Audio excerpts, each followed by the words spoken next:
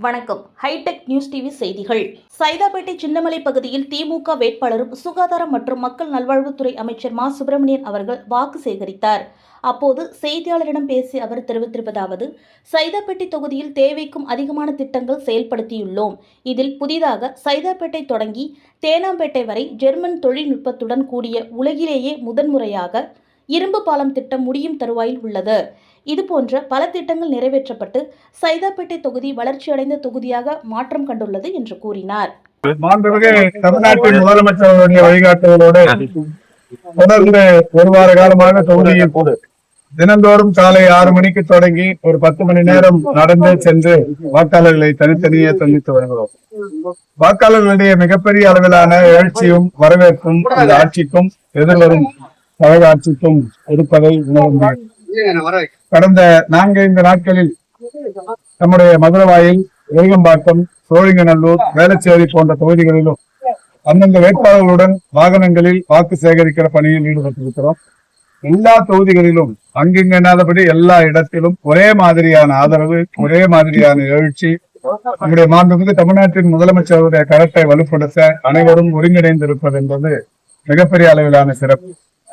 குறிப்பாக திமுக மதசார்பற்ற முற்போக்கு கூட்டணிக்கு 22 அரசியல் கட்சிகள் கூட்டணி என்று நாம் நினைத்துக் கொண்டிருக்கிறோம். கூடுதலாக ஒரு புதிய கூட்டணியும் ஒன்று இணைந்திருக்கிறது. அதாவது இந்த வாக்கு கேட்டு போகிற இடங்களில் எல்லாம் தாய்மார்கள் இதற்கு முன்னால் எல்லாம் நீங்க ஜெயிச்சிருவீங்க, நீங்க ஆட்சிக்கு வந்துருவீங்க என்று சொல்லுவாங்க. ஆனால் தற்போது அதில் பெரிய மாற்றம். நாம ஜெயிச்சிருவோம், நம்ம ஆட்சிக்கு வந்துருவோம், நம்ம முதலமைச்சர் திரும்ப வந்துருவாரு என்று சொல்லுகிற ஒரு நிலையை பார்க்கிறது. ஒட்டுமொத்தமாக தமிழ்நாட்டில் இருக்கிற 2,93,00,000 மகளிர் வாக்காளர்களும் ஒருங்கிணைந்து ஒரு புதிய கூட்டணியை உருவாக்கி நம்முடைய மதசார்பற்ற முற்போக்கு கூட்டணியில் இணைந்திருக்கிறார்களோ என்கின்ற அளவிலான மகிழ்ச்சி நிலவுகிறது. வேறு எந்த தேர்தலிலும் இது போன்றதொரு சூழல் தெரிந்ததில்லை. அந்த அளவுக்கு மகளிரிடையே மிகப்பெரிய அளவிலான வரவேற்பு. அதற்கு காரணம் தமிழ்நாட்டின் முதலமைச்சர்கள் ஏற்கனவே செயல்படுத்திக் கொண்டிருக்கிற காலை உணவு திட்டமாக இருந்தாலும், இளையல் பயணி திட்டமாக இருந்தாலும், மகளிர் உரிமை தொகை திட்டமாக இருந்தாலும், தமிழ் புதல்வன், நான் முதல்வன், புதுமை போன்ற திட்டங்களாக இருந்தாலும் நூற்றுக்கணக்கான திட்டங்களினால் மக்களின் மனதை முழுமையாக கவர்ந்திருக்கிறார். அதோடு மட்டுமல்ல, வருகிற 5 ஆண்டுகளுக்கு தேவையான தேர்தல் அறிக்கை என்கின்ற வகையில் மாண்புமிகு முதல்வர் அவர்கள் அறிவித்திருக்கிற திட்டங்கள் மிகப்பெரிய அளப்பரிய திட்டங்கள், சாதனைக்குரிய திட்டங்கள். குறிப்பாக 2006 மரியாதைக்குரிய ப. சிதம்பரம் அவர்கள் நம்முடைய முத்தமிழறிஞர் கலைஞர்கள் வண்ண தொலைக்காட்சி பெட்டி தருகிற ஒரு தேர்தல் அறிக்கையை வெளியிட்ட போது சொன்னார், இது இந்த தேர்தலின் கதாநாயகன் என்றார். ஒரு 20 ஆண்டுகள் கழித்து மாண்புமிகு தமிழ்நாட்டின் முதலமைச்சர்களால் வெளியிடப்பட்டிருக்கிற இந்த தேர்தல் அறிக்கை முதல்வர் அவர்களே சொன்னது, அது இந்த தேர்தலின் கதாநாயகன் மட்டுமல்ல, கதாநாயகியும் கூட என்ற மகிழ்ச்சியோடு எடுத்து சொன்னார்கள். அதோடு மட்டுமல்ல, இது இந்த தேர்தலின் சூப்பர் ஸ்டார் தேர்தல் அறிக்கை கொண்டிருக்கிறார். எனவே அந்த வகையில் இந்த தேர்தல் அறிக்கையில் இருக்கிற சிறப்பு அம்சங்கள், மகளிருக்கான உரிமை தொகையை 2000 உயர்த்துவது, OAP என்று சொல்லப்படுகிற ஓல்டேஜ் பென்ஷன், முதியோர், அதாவது கணவனால் கைவிடப்பட்டவர்கள், கைம்பெண்கள், முதிர்கன்னிகள் போன்றவர்களுக்கு உதவித்தொகையை 2000 உயர்த்தி வழங்குவது, மாற்றுத்திறனாளர் பெருமக்களுக்கு 1000 1500, 1500 2500 என்கின்ற வகையில் உதவித்தொகை வழங்கப்படும் என்று அறிவித்திருக்கிறது. ஒரு 35 லட்சம் மடிக்கணினிகள் வழங்குவோம் இருப்பது, இப்படி ஏராளமான திட்டங்கள். எல்லா திட்டங்களை விட மகளிரை கூடுதலாக கவர்ந்திருக்கிற திட்டம் இல்லத்தரசி என்கிற திட்டத்தின் மூலம் ஒவ்வொரு இன்கம் டாக்ஸ் அசஸையும் இல்லாத மகளிருக்கு 8000 ரூபாய் கூப்பன் தருகிற திட்டம். இப்படி ஏராளமான இந்த மகிழ்ச்சியோடு திமுக வேட்பாளர்களையும் மதசார்பற்ற முற்போக்கு கூட்டணி வேட்பாளர்களையும் வரவேற்று மகிழ்ந்தார். சைதாப்பேட்டையை பொறுத்தவரை தேர்தல் அறிவித்த நாளிலிருந்து மதசார்பற்ற முற்போக்கு கூட்டணியில் மாவட்ட பகுதி அளவிலான தலைவர்களும் நிர்வாகிகளும் அவரவர்களுடைய கட்சிகளின் கொடிகளை கரங்களில் ஏந்தியவாறு எங்களோடு தினமும் 10 மணி நேரம் நடந்தே வந்து வாக்குகள் சேகரிப்பது என்பது அவருடைய தியாக உணர்வை, அவருடைய ஒற்றுமை உணர்வை வெளிப்படுத்துகிறது. இன்றைக்கு காலை நானும் மரியாதைக்குரிய வணக்கத்துக்குரிய டெபுட்டி மேயர், துணை மேயர் மகேஷ்குமார் அவர்களும், நம்முடைய லயோலா கல்லூரியின் பேராசிரியர் பெருமதிப்பிற்குரிய பேராசிரியர் தீபக் அவர்களும், மண்டலத்தின் வார்டு குழு தலைவர்கள் முன்னிலையில் மதசார்பற்ற முற்போக்கு கூட்டணியைச் சேர்ந்தவர்கள் வீடு வீடாக சென்று வாக்குகளை செய்தார்.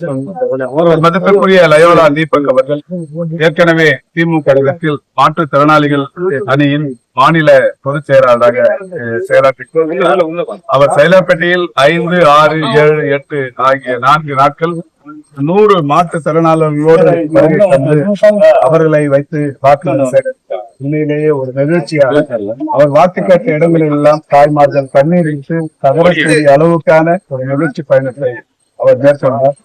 அந்த மாண்புமிகு தமிழ்நாட்டின் முதலமைச்சர்கள் இந்த 5 ஆண்டுகள் ஆட்சியில் 68 அரசாணைகளை மாற்றுத்திறனாளிகளுக்கு என்று பிரத்யேகமாக வெளியிட்டிருப்பது என்பது அநேகமாக உலக வரலாற்றில் ஒரு 5 ஆண்டுகளில் மாற்றுத்திறனாளிகளுக்கு இத்தனை புதிய அரசாணைகளின் மூலம் நன்மைகள் என்கிற 68 ஆணைகளை அவர் உரையாற்றுகிற போது ஒவ்வொரு இடத்திலும் அந்த ஆணைகள் பேசுவது மக்களிடையே பெருத்த நிகழ்ச்சி ஏற்படுத்தியிருக்கிறார். தமிழ்நாடு முழுவதும் அவர் பயணம் மேற்கொள்ளவிருக்கிறார்.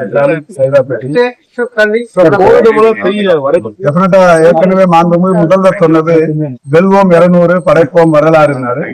அந்த வாசகத்தையும் கடந்து 234க்கு 234 வெற்றி பெறுவது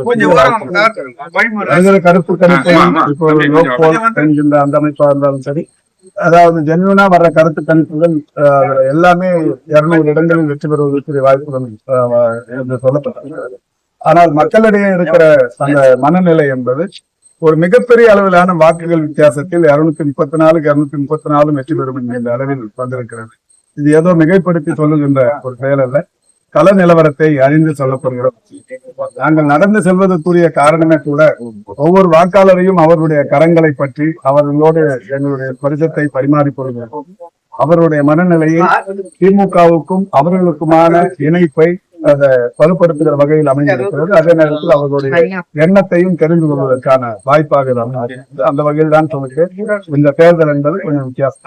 அடிப்படை வசதியை தாங்கி ஒரு இன்னமும் ஒரு 100-200 ஆண்டுகள் பேசக்கூடிய அளவிலான கலைஞர் நூற்றாண்டு உயர் சிறப்பு மருத்துவமனை தமிழ்நாட்டிலேயே மிக சிறந்த மருத்துவமனை, இந்தியாவிலேயே மிக சிறந்த வயது முத்தவர்களுக்கான மருத்துவமனை, உலகிலேயே மிக சிறந்த குழந்தைகளுக்கான மருத்துவமனை, தென்னிந்தியாவிலேயே மிகப்பெரிய டிக்கெட் உலக அளவில் ஜெர்மானிய தொழில்நுட்பத்தோடு ஒரு 3.2 கிலோமீட்டர் தூரத்துக்கு வைக்கப்பட்ட உள்வரிகள் ஏராளமான திட்டங்கள் சைதை தொகுதி மக்களுடைய எதிர்பார்ப்பையும் மீறிய செயல் அது செய்யப்பட்டது. அடிப்படை தேவைகளை பொறுத்தவரை மதிப்புக்குரிய துணை மேயர், மண்டல குழு தலைவர் உள்ளிட்ட உள்ளாட்சி அமைப்புகளை சேர்ந்தவர்கள் மிக சிறப்பாக சென்று அவருடைய தேவைகளை முழுமையாக நிறைவேற்றி எந்த தேர்தலாக இருந்தாலும் அடிப்படை தேவைகள் நாளுக்கு நாள்